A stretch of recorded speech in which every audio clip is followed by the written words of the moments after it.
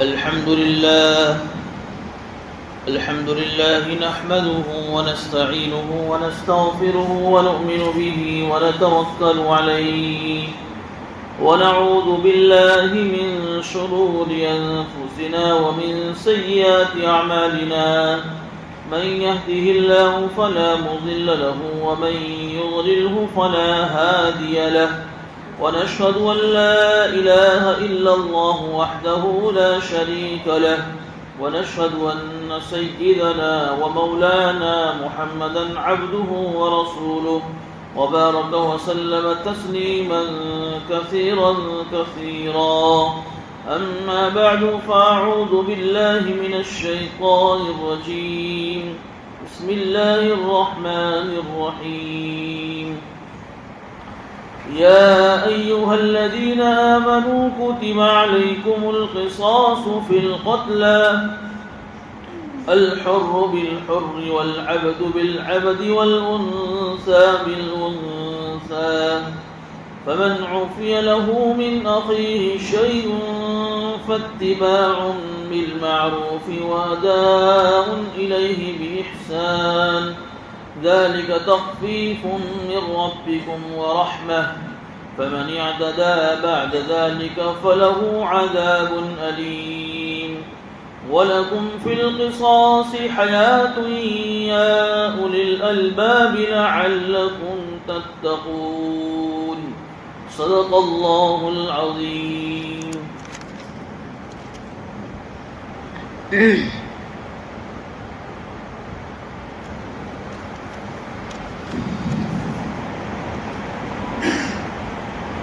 سورہ بقرہ کی تفسیر چل رہی ہے. پارہ نمبر 2 اور رکوع نمبر 22 کی تفسیر چل رہی تھی گزشتہ ہفتے. آیت نمبر 177 یعنی 177 نمبر کی آیت گزشتہ پڑھی گئی تھی، جس کا ترجمہ اور ہم نے تفسیر گزشتہ کی تھی. اس آیت کا نام دیا تھا آیت البر، یعنی اس میں اللہ رب العزت نے نیکیوں کی بہت ساری قسموں کو جمع کر دیا. دین کے جتنے بھی شعبے ہیں، عقائد، عبادات، معاملات، معاشرات، اخلاقیات، یہ سارے شعبوں کو اللہ رب العزت نے اس ایک آیت میں جمع کر دیا. اس کی تفصیل ہم گزشتہ پڑھ چکے ہیں. اب اسی رکوع کے اندر آیت نمبر 178 تلاوت کی گئی ہے. اب یوں سمجھیے کہ یہاں سے لے کر دوسرے پارے کے اخیر تک مسلسل احکامات کا سلسلہ شروع ہو رہا ہے. مسائل اور احکامات یہاں سے شروع ہوں گے.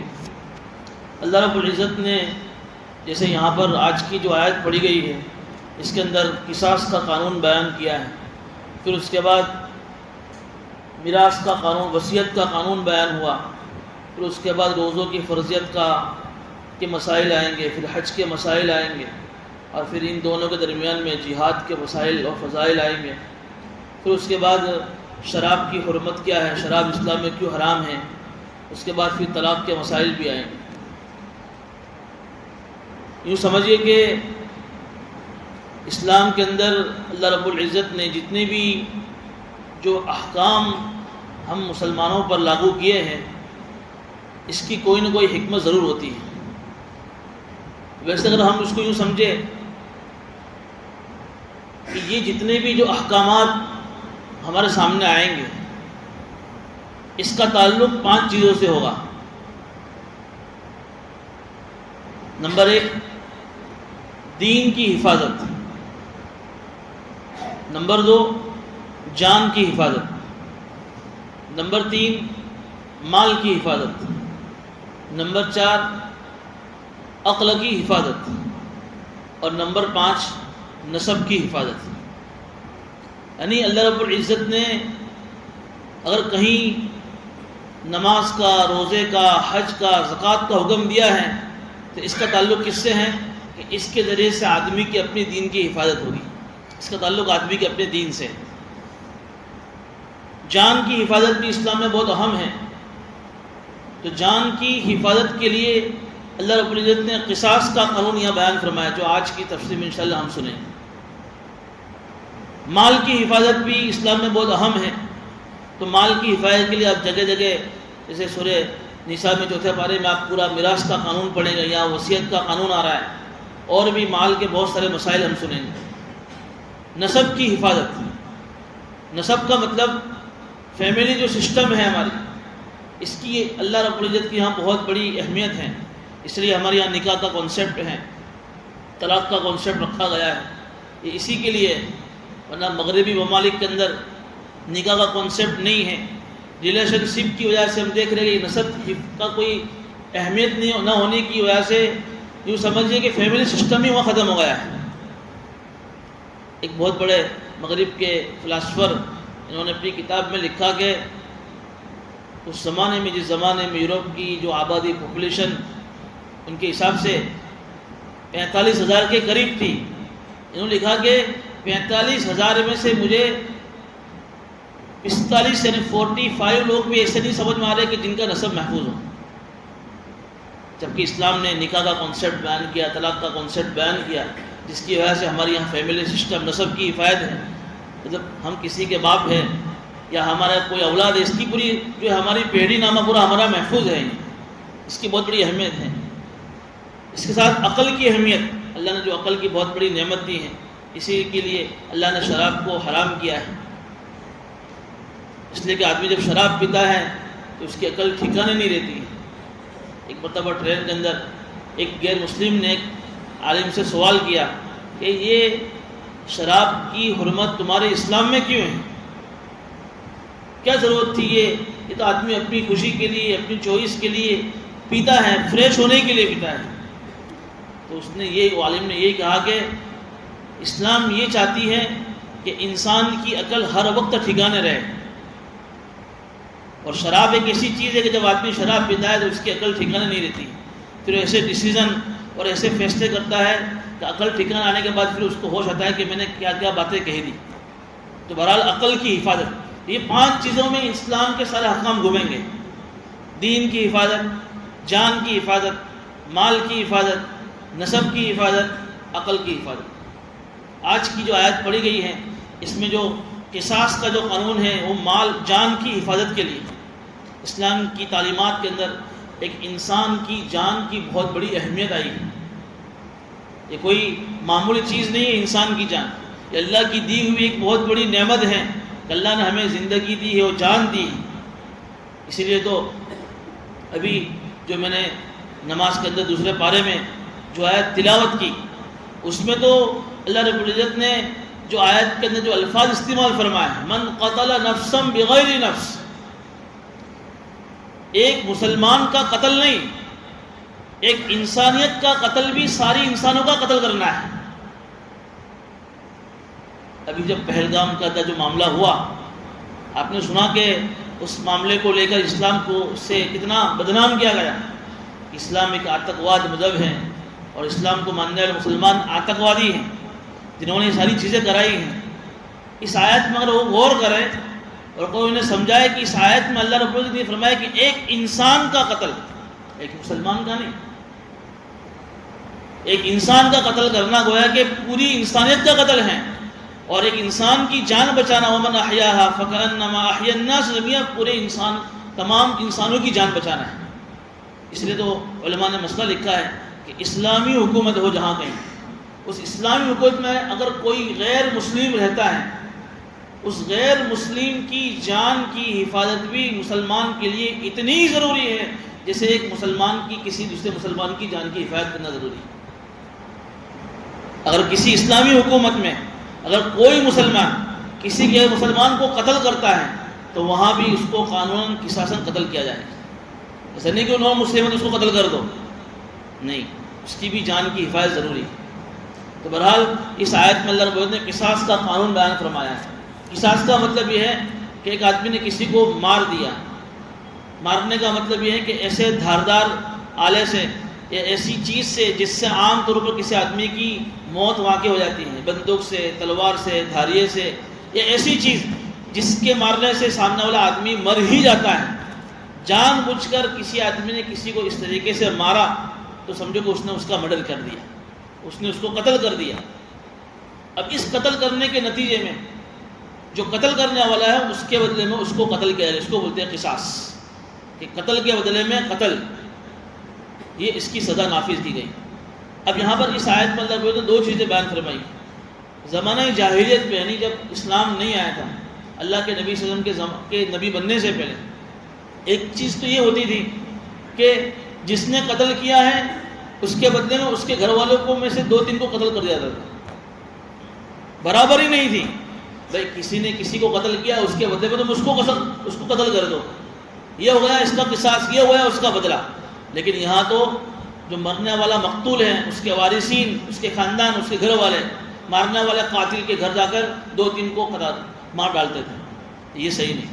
قصاص کہتے ہی ہیں جتنا کسی پر ظلم کیا گیا ہو اتنا ہی اس سے بدلہ لینا، اس سے زیادہ کی اجازت نہیں ہے۔ دوسری موقع پر چھٹے پارے میں آئے گا کہ بھئی صرف جان کا بدلہ نہیں، اگر کسی نے کسی کے اعضاء کو زخم پہنچایا ہے، مطلب اگر کسی نے کسی کا دانت توڑا ہے اس کے بدلے میں اس کا وہی دانت توڑ سکتا ہے، ایک دانت کے بدلے میں اگر 2 دانت توڑ دیے زیادتی ہو جائے گی۔ ایک ہاتھ اس نے کاٹا ہے اس کے اس کا ایک ہی ہاتھ کاٹا جائے گا، جتنا جیسے کاٹا ہے اتنا ایسے کاٹا جائے گا۔ فَمَنِ اعْتَدَىٰ عَلَيْكُمْ فَاعْتَدُوا عَلَيْهِ بِمِثْلِ مَا اعْتَدَىٰ عَلَيْكُمْ وَإِنْ عَاقَبْتُمْ فَعَاقِبُوا بِمِثْلِ مَا عُوقِبْتُمْ بِهِ، جتنا تمہیں ستایا گیا، جتنا تم سے ظلم کیا گیا، اتنا ہی تم بدلہ لے سکتے ہو۔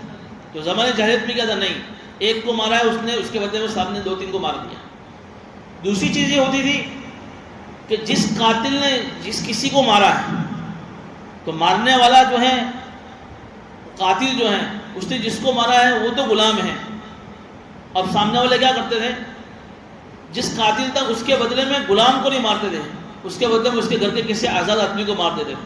مرد کو مارا ہے تو مرد کے بدلے میں کسی عورت کو مار دیا، عورت کے بدلے میں کسی مرد کو مار دیا، کسی بچے کو قتل کر دیا۔ یہ بھی ایک دوسری ناانصافی تھی، بھائی جس نے مارا ہے، جس سطح کا آدمی تھا اسی کی سطح کے آدمی کو مارا جائے۔ یہ نہیں کہ بھائی غلام نے قتل کیا اس کے بدلے میں آزاد کو مارو، نہیں، تو آزاد، تو غلام ہے تو ہم تجھے نہیں ماریں گے، تیرے گھر میں جو آزاد ہے ہم اسی کو ماریں گے۔ اس نے عورت کو مارا ہے تو اس کے بدلے میں بھائی عورت نہیں، اس کے بدلے ہم تیرے گھر کے کسی مرد کو ماریں گے۔ ایسی سب ناانصافیت ہے۔ قرآن نے یہاں پر ساری چیزیں ختم کر کے قانون جو ہے قصاص کا بیان فرمایا، جس کو آج ہماری کورٹ میں فوجداری قانون بولتے ہیں، کریمنل لا جس کو بولتے ہیں، رول بولتے ہیں۔ یا ایھا الذین آمنوا کتب علیکم القصاص فی القتل، اے ایمان والو ہم نے تمہارے اوپر مقتول کے بارے میں قصاص کا قانون فرض کیا ہے۔ تو یہاں پر جو الفاظ استعمال کیے کتب علیکم، یہ کتب علیکم سے علماء نے لکھا ہے کہ فرض، یعنی یہ حکم تمہارے اوپر فرض ہے۔ لیکن یہ فرض کب ہوگا، قصاص کا قانون جبکہ اسلامی حکومت ہو۔ آدمی قانون کو اپنے ہاتھ میں نہیں لے سکتا ہے۔ اسلامی حکومت ہوگی تو وہی اسلامی حکومت کے اندر جس کا قتل ہوا ہے اس کے وارثین، اس کے گھر والے، اس کے خاندان والے اسلامی کورٹ میں جائیں گے اور وہاں جا کر مقدمہ لڑیں گے۔ مقدمے سے جب وہ ثبوت پیش کیا جائے گا کہ ہاں اسی نے قتل کیا ہے، تو پھر اسلامی کورٹ جو جج ہوگا اور پھر جو ہے ان وارثین کو کہے کہ تم اس کا بدلہ لے سکتے ہو قتل کے طور پر، لیکن ہم اپنی مرضی سے بغیر کسی ثبوت کی کسی کو نہیں مار سکتے۔ دوسری چیز یہ بھی ہے کہ اسلامی تہذیب کے مقابل میں جو تہذیب کھڑی ہوئی، مغربی تہذیب، مغربی کلچر، یہاں مغربی کلچر کے اندر جب اسلام نے ایسے قانون جب بیان فرمائے تو بہت ساری باتیں وہاں جنم لی، کھڑی ہوئی۔ یار اسلام ایک ایسا مذہب ہے جس میں ایسی ایسی بھیانک سزائیں بیان کی گئی، کیا ضرورت ہے، اس نے کسی کو مار دیا ہے تو تم کہہ دو یہ نفسیاتی مرض ہے، یہ سائیکولوجیکل بیمار ہے، اس کو قید میں ڈال دو، اس کا علاج کراؤ۔ لیکن یہ کیا کہ اس کے بدلے میں اس کو تم مار ڈالو گے، اس سے اس کا کیا فائدہ ہوگا؟ ایسی بہت ساری باتیں اسلام کے خلاف لکھی گئی۔ ایک مرتبہ ایک پروفیسر نے سوچا کہ میں اس کے خلاف جواب لکھوں، یعنی اسلام کے ڈیفینس میں مغرب کے خلاف جواب لکھوں، تو حضرت مفتی سعید صاحب پالنپوری رحمۃ اللہ علیہ جو انتقال کر گئے، ان کے پاس وہ پروفیسر صاحب آئے، انہوں نے اپنی کتاب میں بات لکھی۔ انہوں نے کہا کہ پروفیسر صاحب ایک کام کرو، اب 1 سال کی رپورٹ تیار کرو کہ 1 سال کی رپورٹ مغربی ممالک، امریکہ، یورپ، جرمنی، برطانیہ، فرانس، جو یورپی ممالک ہیں، ان کی ایک رپورٹ تیار کرو کہ 1 سال میں ان کے یہاں کتنے مرڈر ہوئے، ان کے یہاں کتنی چوریاں ہوئی، کتنی ڈکیتی ہوئی وغیرہ ہوئی۔ اور 1 سال کی رپورٹ تیار کرو ان اسلامی ممالک کے جہاں یہ قصاص کا قانون ہے، سعودی عرب ہے، ریاض ہے، یمن ہے، جو بھی اسلامی ممالک ہیں، 1 سال کی رپورٹ جب تیار کر کے لے کر آئے تو وہاں 1 سال کے اندر جب رپورٹ کا سروے کیا گیا، 1 سال کے اندر تقریباً 10 سے 15 ہزار مرڈر کی رپورٹ سامنے آئی مغربی ممالک کے اندر، ہر 10 منٹ پر 1 مرڈر۔ اس کے مقابل جب اسلامی ممالک کی رپورٹ تیار کی گئی تو 10 سال کے اندر، 1 سال کے اندر 10 سال میں مشکل سے 10-15 مرڈر ملیں گے۔ دیکھیے دونوں کی برابری دیکھیے آپ کہ جہاں قصاص کا قانون تھا اس قصاص کے قانون کی وجہ سے اتنا زبردست فرق پڑا کہ 10 سال میں مشکل سے 10-15 کیس آئے ہوں گے مرڈر کے، اور جہاں قصاص کا قانون نہیں وہاں کیا ہوا 1 سال میں 10 سے 15 ہزار مرڈر کے کیسز۔ تو یہ ایسا نہیں ہے، ابھی آگے آ رہا ہے کہ ایسا نہیں کہ اللہ تعالیٰ نے قصاص کا قانون بیان فرمایا کہ بھئی جس نے قتل کیا اس کے بدلے میں اس کو قتل کر دو، یہ سزا، یہ کا مطلب یہ ہو کہ اسلام جو ہے ایسی چیزوں کا حکم دیتا ہے جس سے کسی انسان کی جان سلامت نہیں ہے۔ حالانکہ قرآن کہہ رہا ہے وَلَكُمْ فِي الْقِصَاصِ حَيَاةٌ يَا أُولِي الْأَلْبَابِ لَعَلَّكُمْ تَتَّقُونَ۔ تمہیں معلوم ہونا چاہیے کہ اس قصاص کے قانون میں عقل مندوں کے لیے زندگی رکھی ہے۔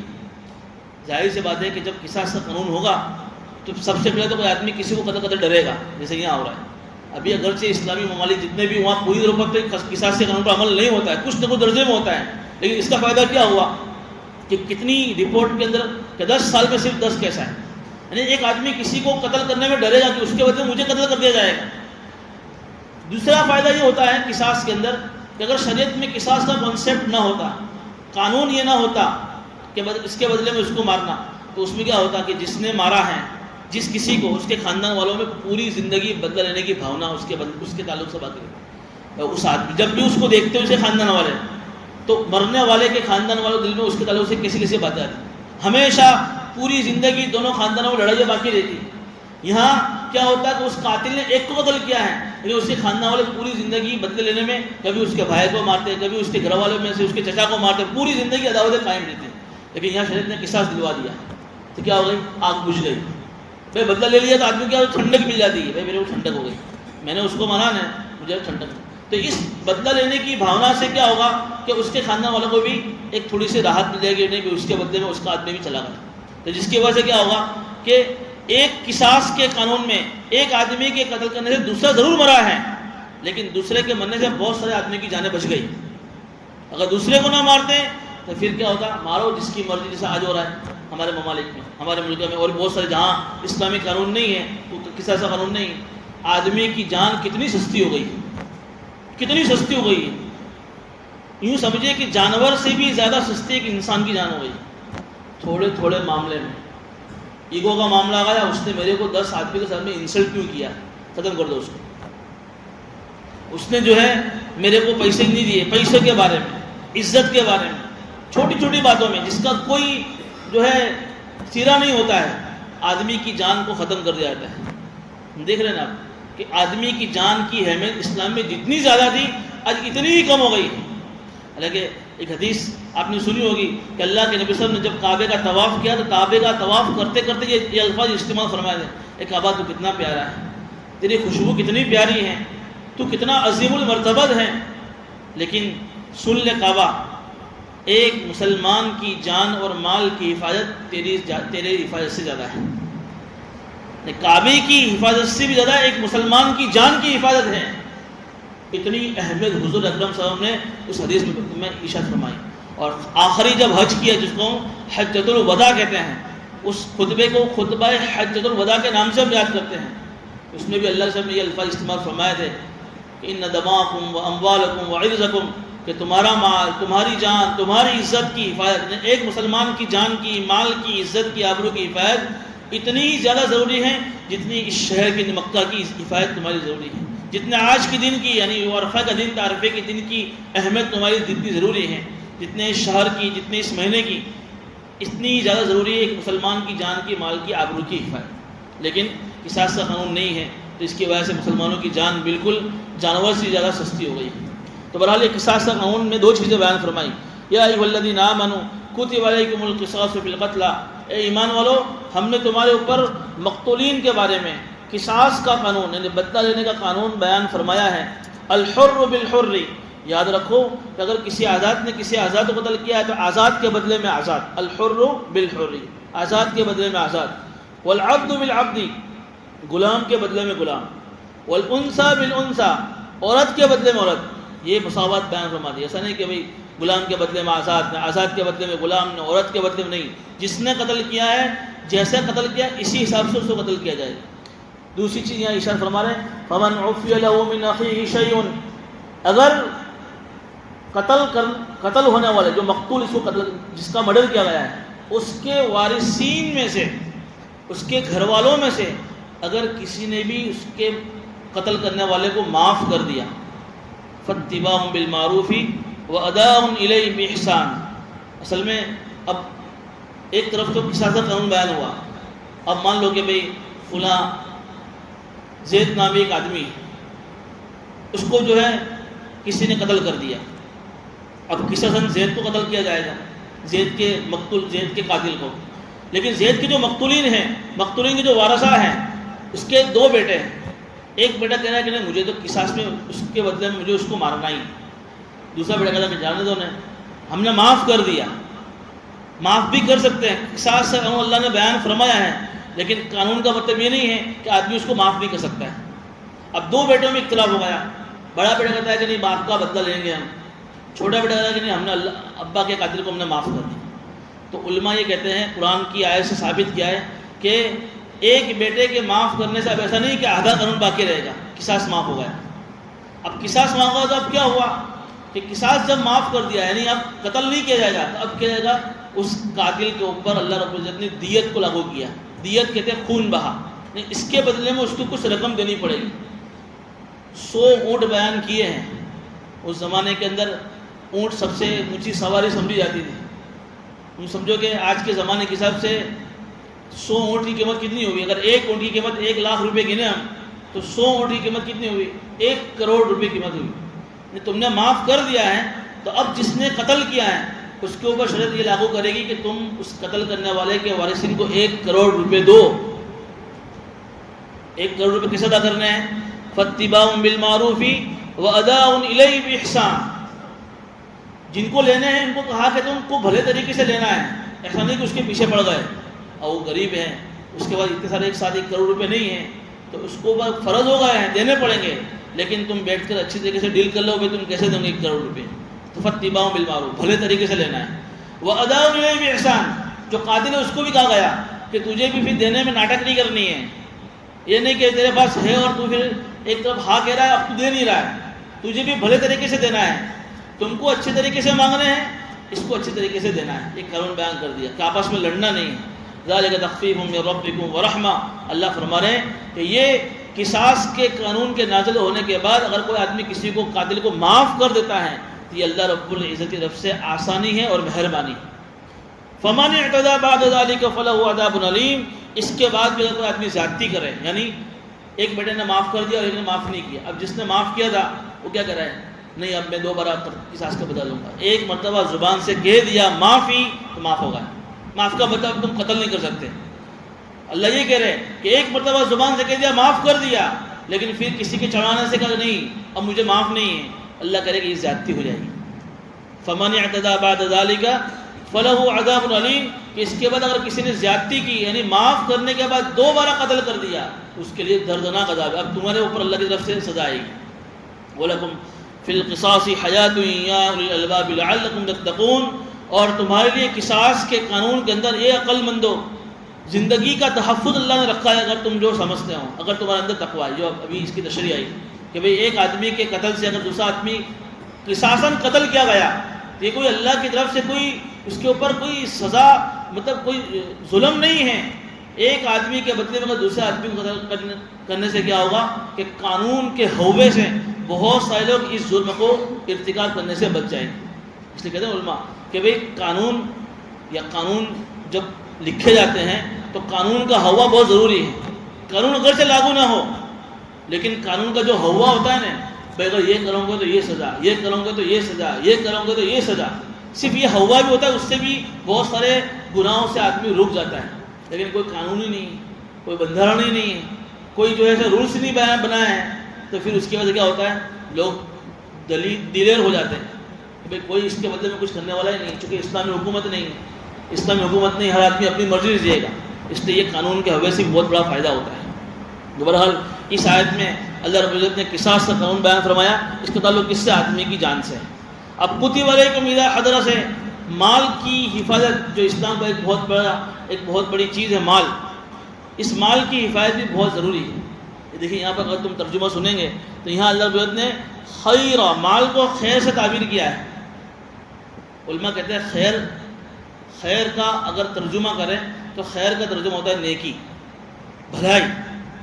اب یہاں پر خیر کو مال کے لیے لایا گیا ہے، تو علماء یہ کہتے ہیں کہ اس کا مطلب یہ ہوا کہ مال فی نفسی ہی کوئی بری چیز نہیں ہے، نہ مالدار بننا کوئی بری چیز ہے۔ اگر جائز طریقے سے مال کمایا جائے اور جائز جگہوں پر مال کو خرچ کیا جائے تو یہ مال بھی آدمی کو اللہ سے قریب کر سکتا ہے، اس لیے یہاں پر مال کو خیر سے تعبیر کیا گیا۔ اب سنیے اس آیت کے اندر ترجمہ بھی سن لیتے ہیں۔ کتب علیکم، تم پر فرض کیا گیا ہے، اذا حضر احدکم الموت، جب تم میں سے کسی آدمی کو اس کے موت کا وقت جب قریب آ جائے تو اس آدمی پر فرض ہے، ان ترک خیر، اگر اس نے مال چھوڑا ہے، کیا فرض ہے؟ الوصیۃ، وصیت کرنا، للوالدین، ماں باپ کے لیے، والاقربین، رشتہ داروں کے لیے، بالمعروف، بھلے طریقے سے، حقا علی المتقین، اور یہ وصیت کرنا متقیوں کے اوپر بہت ضروری ہے۔ دیکھیے اس آیت میں وصیت کا قانون بیان ہوا ہے، لیکن یہ آیت جب نازل ہوئی جب میراث کا قانون نہیں آیا تھا۔ سورہ نساء جب شروع ہوگی 4 پارے میں، وہاں تفصیل سے اللہ رب العزت نے میراث کے قانون کو بیان فرمایا، پورے ایک صفحے میں۔ نماز کی اتنی ڈیٹیل اللہ نے بیان نہیں کی قرآن میں، 5 وقت کی نماز فرض ہے اتنا کہہ دیا قرآن نے، اس کی تفصیل، اس کی ڈیٹیل اللہ کے رسول نے حدیث جیسے بیان فرمائی کہ فجر کتنی پڑھنی، ظہر کتنی پڑھنی، عصر کتنی پڑھنی، مغرب کیسے پڑھنی، جمعہ کیسے پڑھنا، رکعتوں میں سنت کون سی، فرض کون سی، نفل کون سی، واجب کون سی، کتنا ڈسٹنس کیا ہے، پوری تفصیل حدیث میں آپ کو ملے گی، قرآن میں کہیں آپ کو نہیں ملے گا۔ لیکن جہاں میراث کا قانون اللہ بیان فرما رہے ہیں، پورے 4 پارے کے اندر اللہ نے 2 صفحے میں مستقل میراث کے قانون کو وہاں بیان فرمایا ہے۔ میراث کا مطلب کہ مرنے والا نے جو پراپرٹی، جو جائیداد، جو ملکت چھوڑی ہے، تو اس جائیداد کے اندر، اس ملکت میں، اس پراپرٹی میں مرنے والے کے جو وارثین ہیں ان کو اس میں سے کتنا کتنا ملے گا، ماں باپ کو کتنا ملے گا، بیوی کو کتنا ملے گا، بچوں کو کتنا ملے گا، اولاد میں سے اگر بیٹی ایک ہو تو اس کو کتنا ملے گا، 2 بیٹی تو کتنا ملے گا، بیٹی کے ساتھ بیٹا بھی ہے تو کتنا ملے گا، پوری ڈیٹیل حصے بیان کر دیے۔ جب تک وہ میراث کی آیت نازل نہیں ہوئی تھی، اس سے پہلے کی یہ آیت ہے، اس وقت یہ ضروری تھا، جب ایک آدمی مر رہا ہو تو مرتے وقت اس کے لیے ضروری تھا کہ اپنے مال میں سے وصیت کرے اپنے ماں باپ کے لیے اور اپنے دوسرے رشتہ داروں کے لیے۔ لیکن جب وہ میراث کا قانون آیا تو پھر یہ آیت کا حکم اللہ رب العزت نے اٹھا لیا۔ اس کے پہلے بھی جب وہ تفصیل آئی تھی پہلے بارے میں، تو اس وقت یہ مضمون آیا تھا کہ قرآن کریم کے اندر اللہ نے نسخ کیا ہے۔ نسخ کا مطلب پہلے وہ حکم نازل کیا، پھر اللہ نے اس حکم کو اٹھا لیا۔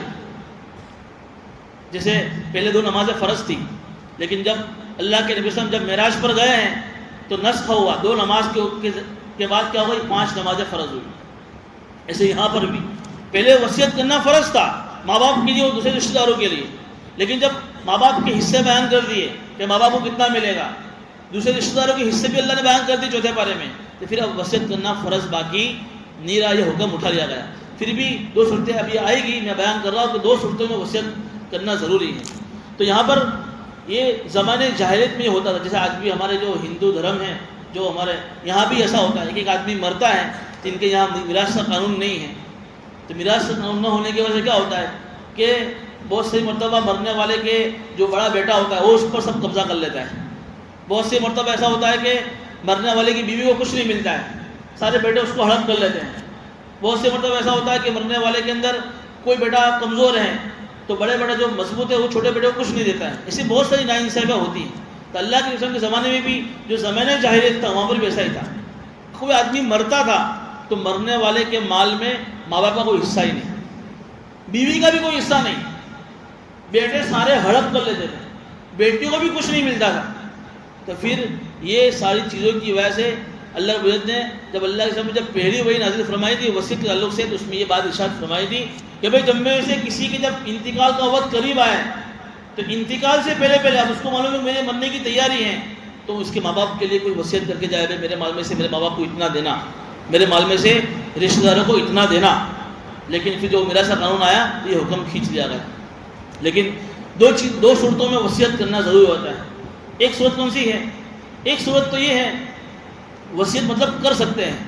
مثال کے طور پر کہ باپ کی حیاتی میں بیٹا مر گیا، باپ زندہ ہے اور باپ کی حیاتی میں بیٹا مر گیا، تو آپ کو معلوم ہے کہ ایک باپ کے 3 بیٹے اور ایک بیٹا مر گیا، 2 بیٹے ابھی بھی ہیں. اب باپ کا انتقال ہو رہا ہے تو جو تیسرے بیٹے کی جو اولاد ہے، جو دوسری بیٹی کی ناتی جس کو ہم پوتا بولتے ہیں، پوتے کو کچھ نہیں ملتا ہے. سمجھ رہے نا؟ اگر ایک باپ کا انتقال ہو رہا ہے تو باپ کے پہلے وارثین اس کے بیٹے ہوں گے. اب 3 بیٹے تھے تو باپ کی حیاتی میں پہلے بیٹے کا انتقال ہو گیا. تو شریعت کے اندر یہ بھی مسئلہ ہے کہ باپ جب انتقال کر رہا ہو اس وقت تینوں بیٹوں کا زندہ ہونا ضروری ہے. لیکن ایک بیٹا کا انتقال ہو گیا تو اس بیٹے کی جو اولاد ہے اس مرنے والے کے لیے کیا بن گئی؟ پوتا بن گئے نا. تو پوتے کو کچھ نہیں ملے گا. اب یہاں باپ دادا کو معلوم ہے کہ میری حیاتی میں میرے بیٹے کا انتقال ہو گیا اور اس کے چھوٹے چھوٹے بیٹے ہیں جو میرے پوتے ہوتے ہیں، ان پوتوں کے لیے 1/3 میں وصیت کر سکتا ہے. بعد میں کچھ ملنے والا نہیں ہے تو یہاں پر شریعت نے وصیت کی اجازت دی ہے چونکہ وہ وارث نہیں ہے. اس علماء نے مسئلہ لکھا ہے کہ جن کے حصے بیان ہو گئے ہیں، جن کو ملنے والا ہے، جو وارثین ہیں، ان کے لیے وصیت نہیں کر سکتے ہیں. مان لو کہ باپ کو معلوم ہے کہ میرے 2 بیٹے میرے حیاتی میں ہی، اب باپ کا انتقال ہو رہا ہے لیکن باپ نے ایک بیٹے کے لیے وصیت کی اور ایک کے لیے نہیں کی. اب جس بیٹے کے لیے وصیت کی اس کو تو باپ کے مال میں سے ملنے والا تھا، پھر وصیت کرنے کا کیا مطلب؟ تو فلا وصیت لوارث، حدیث میں یہ حدیث بھی یہی ملتی ہے آخری خطبے کے موقع پر کہ اللہ نے فرمایا ان اللہ آتا کل ذی حق حقا، اللہ نے ہر ایک کو اس کا حق دے دیا ہے. میراث میں قانون کے اندر ہر ایک کا حق بیان ہو گیا ہے. فلا وصیت لوارث، اب وارث کے لیے جو وارثین ہیں ان کے لیے کوئی وصیت، مرنے والے کی وصیت کا کوئی اعتبار نہیں ہوگا. آج اس معاملے میں بہت گڑبڑیاں ہو رہی ہیں. باپ مرتا ہے تو چوپڑی میں لکھ کے جاتا ہے کہ میرے بیٹے کو اتنا اتنا دینا. اب بیٹے کو تو تیرے مال میں سے ملنے والا ہے، 4 بیٹوں میں سے ایک بیٹے جس سے محبت تھی اس کے بارے میں وہ لکھ کر گیا وصیت کہ اس کو تو میرے میراث میں سے دینا ہی دینا لیکن وصیت میں سے بھی اس کو اتنا دینا. یہ وصیت کا کوئی اعتبار نہیں، اس کی وصیت پھاڑ کے پھینک دی جائے. ہاں اگر دوسرے وارث اور دوسرے بیٹے اگر راضی ہوں تو پھر اس کی وصیت کا اعتبار کیا جائے گا کہ بھائی ہاں نہیں ابا نے کہا ہے تو دے دو. سارے وارث راضی ہو تو بات الگ ہے، لیکن دوسرے بیٹے اگر منع کرتے ہوں اور وہ بیٹا یوں کہ نہیں ابا نے کیا ہے اس کا مال ہے میں تو لے کے رہوں گا، تو شاید کہتے کہ ابا کی اسی وصیت کا کوئی اعتبار نہیں، اس لیے تجھے میراث میں سے ملنے والا ہے. دوسری چیز، کبھی کبھی ایسا ہوتا ہے آدمی کو کہ میرے پاس مال بہت ہے اور آج مال کے سارے فتنے ہیں، بھائی بھائی کی جو لڑائیاں ہے، آپس کی گھریلو جو جھگڑے میں ایک وجہ مال ہی بنتا ہے اور حضور نے مال کو فتنہ بھی بتایا.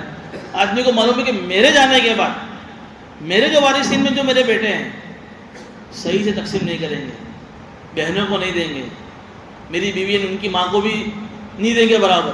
تو آدمی کیا کرے؟ ایک وصیت نامہ تیار کرے. وصیت نامے میں شریعت کے حساب سے جن کو جتنا حصہ ملتا ہے ان کو کوئی حصے لکھ دے. بھائی میرے 3 بیٹے ہیں، 2 بیٹیاں ہیں، میری بیوی ہیں، تو بیوی کو بیٹوں کی حیاتی میں باپ مرنے والے شوہر کے اندر سے 8واں حصہ ملتا ہے. بھائی میری بیوی کو 8واں حصہ دینا. 3 بیٹے ہیں، 2 بیٹیاں ہیں تو بیٹے کو بیٹی کے مقابلے میں ڈبل ملتا ہے. 2 بیٹے کو 4 بھاگ، بیٹی کو 3، 7 بھاگ پڑھنا، تم 3 5 مل گئے نا. 2 بیٹے 2 بھاگ لے لینا اور ایک بیٹی ایک بھاگ لے لینا، ایسا لکھ کر جاوے. یہ وصیت کر لے اور اس کا ہو سکے تو کورٹ میں جا کر اس کا اندراج بھی کرا دے، باقاعدہ اس پر اسٹیمپ لگا کر اس کی نوٹری بھی کروا دے تاکہ پھر مرنے کے بعد کسی کا حق ضائع نہ ہوئے. تو یہ آدمی اگر کرنا چاہے تو یہ کر سکتا ہے، لیکن شریعت کے مطابق تقسیم کر کے جائے. لیکن اگر کوئی آدمی اگر یوں چاہے کہ یار شریعت نے میرے لیے وصیت کا راستہ ہی بند کر دیا، تو شریعت نے وصیت کا راستہ بند نہیں کیا ہے، وصیت کو جائز رکھا ہے ایک سلوس کے اندر. لیکن ایک سلوس میں وصیت ان لوگوں کے لیے ہو سکتی ہے جن کو وارثین میں سے کچھ ملنے والا نہیں. مان لو کہ بیٹے بیٹی بیوی ہے لیکن اس کے ماں باپ کو بھی ملنے والا ہے. اس کو معلوم ہے کہ میرے جو ایک چچا ہے نا بہت غریب ہے، جب میں مروں گا ان کو کچھ نہیں ملے گا، تو وصیت کر کے جاوے کہ میرے اپنے بیٹے کو کہ میرے مال کے سلوس میں سے یعنی 1/3 میں سے جو میرے چچا ان کو کچھ دے دینا، تم 10,000 روپے ان کو دے دینا. فلاں مسجد میں اتنے روپے دے دینا، فلاں مدرسے میں اتنے روپے دے دینا. تو پھر اس کی وصیت کا اعتبار کیا گیا ہے. اس کو شریعت نے اتنی اجازت دی کہ بھئی 1/3 میں سے اس کی وصیت پوری کی جائے گی.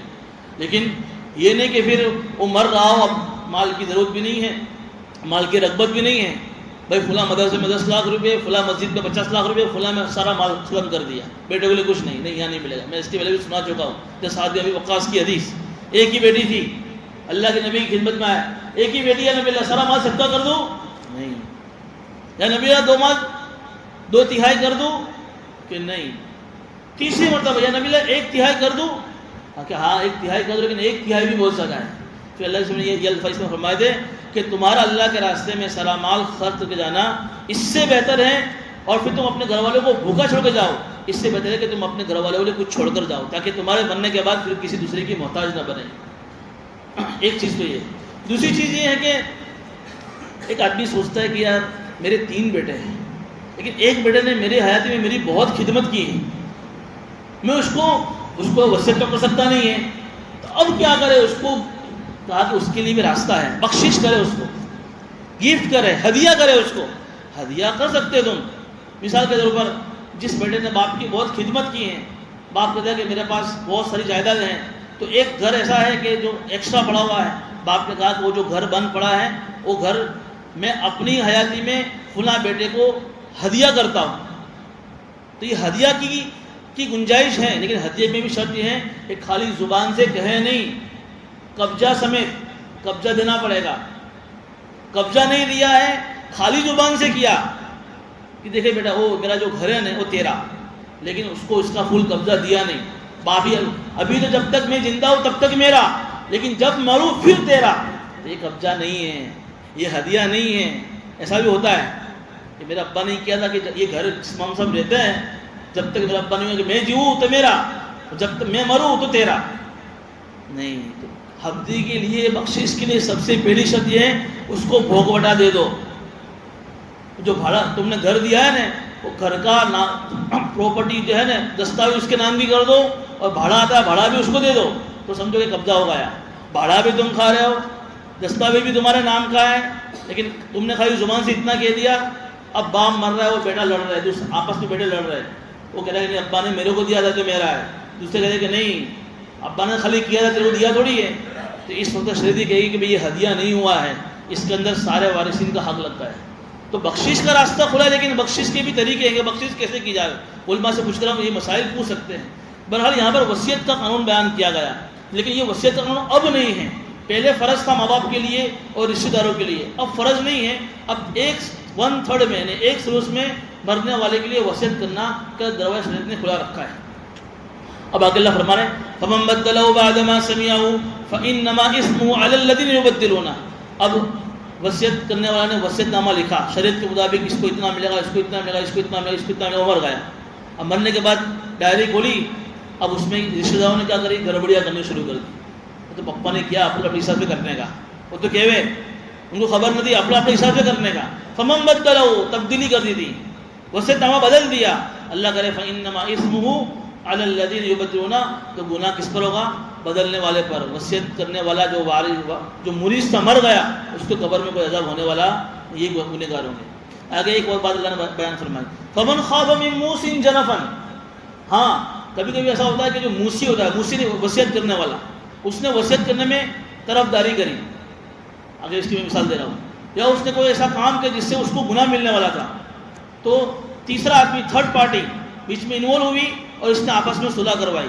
اللہ کرے اس کو کوئی گناہ نہیں، اس لیے کہ اللہ بہت بڑا معاف کرنے والا ہے. مثال دو آپ کو، ایک آدمی کے 3 بیٹے ہیں. اب ایک بیٹے نے باپ کی حیاتی میں بہت نافرمانی کی، کبھی خدمت نہیں کی، اور باپ کی کبھی جو ہے بات نہیں مانی، عزت نہیں کی. اب باپ نے کیا کیا؟ وصیت تیار کری، اور وصیت میں لکھا کہ میرا شکرانے کشو جاپما نہیں آوے. اس کو مال سے باقات کر دیا کہ مرا مالما آنو کوئی حصہ نہیں. تو اب شریعت کیا کہتی ہے؟ اب تیسرا ایک آدمی اس نے سنا کہ یار تم ایسا کر رہے ہو، وصیت کرنے والے ہو، اس میں تم نے کیا کرا؟ اگرچہ تمہارا نافرمان بیٹا ہے، لیکن تم نے اس کو اپنے میراث سے محروم کر کے 2 بیٹوں کی تم نے فیور کری ہے، طرفداری. جنفن، یہ تم نے گناہ کا کام کیا ہے. تم ایسا مت کرو، تم نے اس نے پوری زندگی تمہاری نافرمانی کی ہے، اس کا بدلہ اللہ اس کی سزا وہ بھگتے گا. تم نے پھر بھی اگر اس کے ساتھ احسان کیا ہے تو اس احسان کا بدلہ اللہ تم کو بھی دے گا اور وہ اپنی سزا وہ بھگتے گا. اس کا مطلب یہ نہیں کہ تم اس کو اپنی میراث سے محروم کر دو. اس لیے کہ میراث کے بارے میں علماء نے یہ لکھا ہے کہ میراث ایک ایسی چیز ہے جو غیر اختیاری طور پر آدمی اس کا مالک بنتا ہے.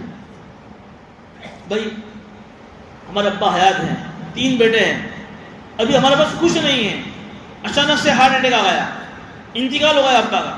اب ابا کی جتنی ملکت تھی ساری ملکتیں ہمارے پاس نہ چاہتے ہوئے ہم اس کے مالک بن گئے.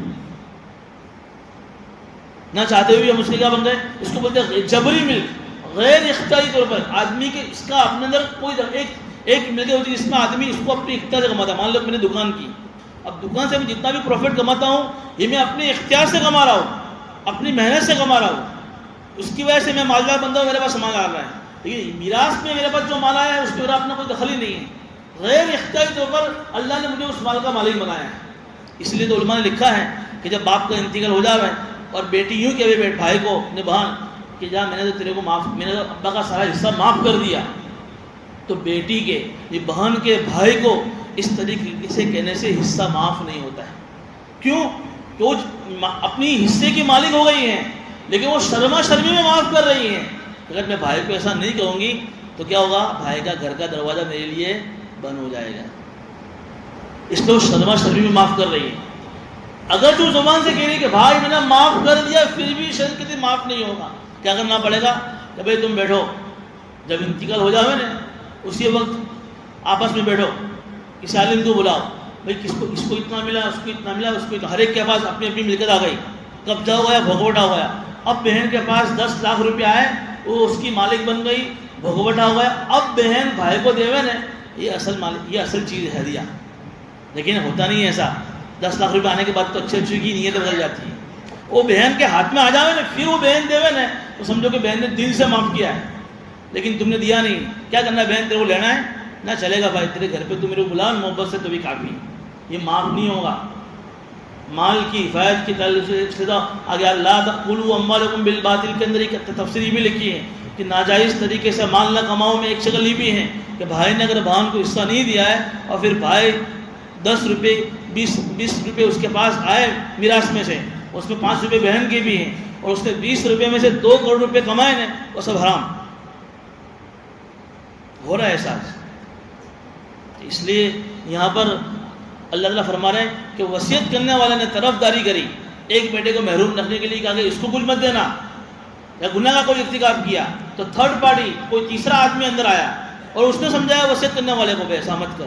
اللہ کہہ رہے کہ فَأَصْلَحَ بَيْنَهُمْ، اس نے صلح کرائی، اس نے وہ وصیت نامے میں جو گڑبڑ گئی تھی گڑبڑی کی اصلاح کروائی. فلا اسم علیہ، اس میں کوئی گناہ نہیں، اس نے اچھا کام کیا اوپر سے. ان اللہ غفور الرحیم، اللہ بڑا معاف کرنے والا ہے، اللہ رحم کرنے والا ہے. بہرحال آج کی اس تفسیر میں 2 چیزیں بیان ہوئی، ایک تو قصاص کا قانون اور ایک جو ہے میرا وصیت کا قانون. علماء نے بات یہ بھی لکھی ہے وصیت کے تعلق سے ہر آدمی کو جو ہے نا اپنا تکیے کے نیچے اپنا وصیت نامہ لکھ کے رکھنا چاہیے. زندگی کا کوئی بھروسہ نہیں، پتہ نہیں جانے کے بعد ابھی تو بیٹے محبت سے بلاتے ہیں اور مال کو دیکھ کر بیٹے ابا کی خدمت کرتے ہیں اور پتہ نہیں کب کسی کی کیا نیتیں بدل جاویں. اس لیے اگر بھروسہ نہ ہو وصیت نامہ لکھ کر رکھو تکیے کے نیچے، کہ جب بھی ہماری آنکھ بند ہو جاوے تو بیٹے کو کہتے ہیں دیکھو ابھی وصیت نامہ مت کھولنا، جب میں مروں گا اس وصیت کے مطابق میرے مال کا استعمال کرنا. پھر اگر وہ گڑبڑی کریں گے تو گناہ اس پر نہیں ہوگا. لیکن اگر تم نے صحیح سے وصیت نہیں کری، بھائیوں کو بہنوں کو بیٹوں بیٹیوں کو صحیح سے نہیں سمجھایا اور انہوں نے گڑبڑی کری تو پھر تم کور میں پکڑے جاؤ. پھر تم یہ نہیں کہہ سکتے کہ اب اللہ میں کیا کروں، میں کیا کروں، میرے مرنے کے بعد ہوا ہے نا، تو تم نے کیا کرا مرنے سے پہلے، تم نے کیا کرا مرنے سے پہلے؟ تم وصیت کر کے جا سکتے تھے نا، وصیت نامہ لکھ کر جاؤ. اس لیے وصیت نامہ میں ساری چیز لکھنے کی. کبھی بھی آدمی کو پتہ ہوتا ہے کہ میرے پاس میری ذمہ اتنی نمازیں میرے اوپر قضا ہے، لیکن آدمی قضا نہیں کرتا ہے اور ایک دم سے موت ہو گئی تو لکھو کہ میرے اوپر فجر کی 100 نمازیں قضا ہے، میں نے قضا نہیں کی ہیں، میں قضا کر لوں تو ٹھیک ہے، نہ کروں تو میرے بیٹے کو حکم دے دو کہ بھائی میرے مال میں سے میری اتنی نمازوں کا فدیہ دیوے.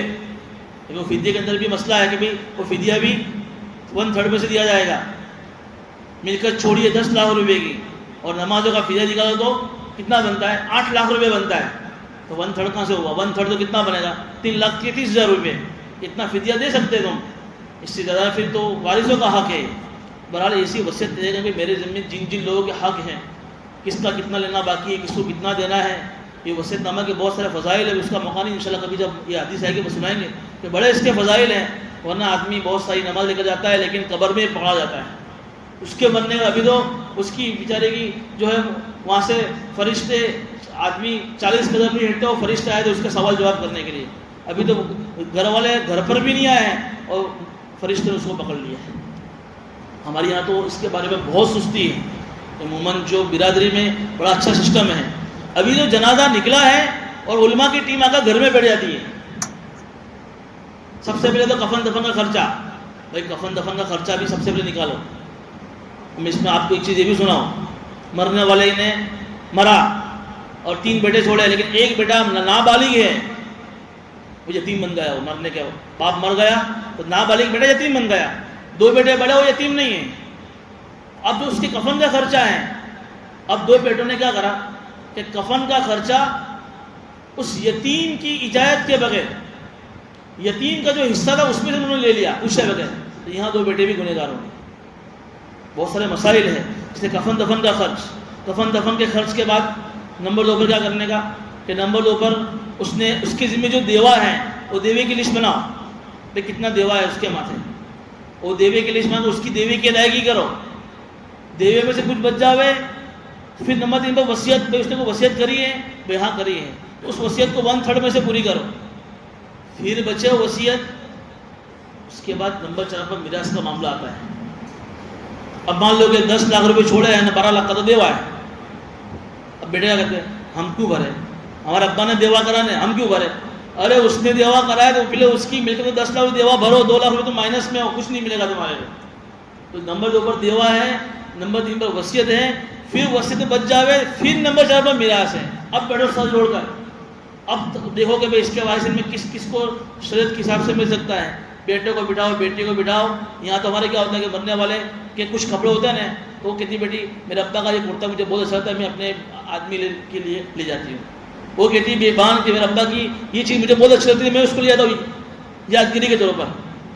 ایک سوئی بھی اگر چھوڑ کر آئے تو اس سوئی کا بھی حصہ بڑھو. یا تو کپڑے کو اٹھا کے لے کے جا رہا ہے، برتن کو اٹھا کے لے کے جا رہا ہے، فلاں چیز کو اٹھا کے لے کے جا رہا ہے، اس پہ کوئی آدمی حصہ ہی نہیں پڑتا ہے. حصہ پڑتے تو بڑی بڑی پراپرٹی میں پڑتے ہیں.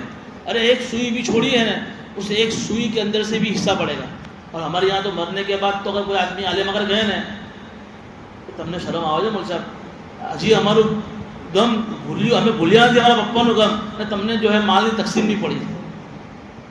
بھائی شریعت کہہ رہی ہے کہ اب مال تمہارا سب کا آپس میں مکس ہو گیا ہے.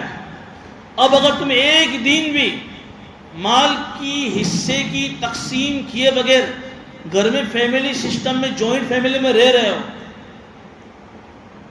تم سب کے سب گنہگار ہو. اس لیے کہ اللہ پاک نے ہر ایک کی کھانے کی معلوم ہے. گھر میں کھانا بنا، اب ایک بھائی نے 3 روٹی کھائی، ایک نے 2 روٹی کھائی. تو 3 روٹی کھانے والے نے کیا کرا، 1 روٹی زیادہ کھا کر اس کے بھائی کا حصہ دبایا. یہ ایسا سے نہیں ہوتا ہے. 10 سال ہو جاتے ہیں، 15 سال ہو جاتے ہیں، لیکن کوئی نام ہی نہیں تقسیم کرنے کا. 20 سال 25 سال کے بعد پھر آتے ہیں، اس میں یہ بھی مر گئے، اس میں یہ بھی مر گئے، اس میں یہ بھی مر گئے. اب تقسیم کرنے میں اتنے سارے مسائل کھڑے ہوتے ہیں کہ یہاں علماء کے نام بھی تمہیں بھول جانے کہ کیا کرنا چاہیے. اس لیے یہ بہت سنگین معاملہ ہے. کچھ نیکی اللہ کے حق میں کمی ہو جائے گی چل جائے گی، یہاں جو کمی رہ گئی نا سب ستیہ ناش ہو جائے گا. اس لیے اس بارے میں ذرا سوچنا چاہیے. اللہ پاک ہمیں اس بات کو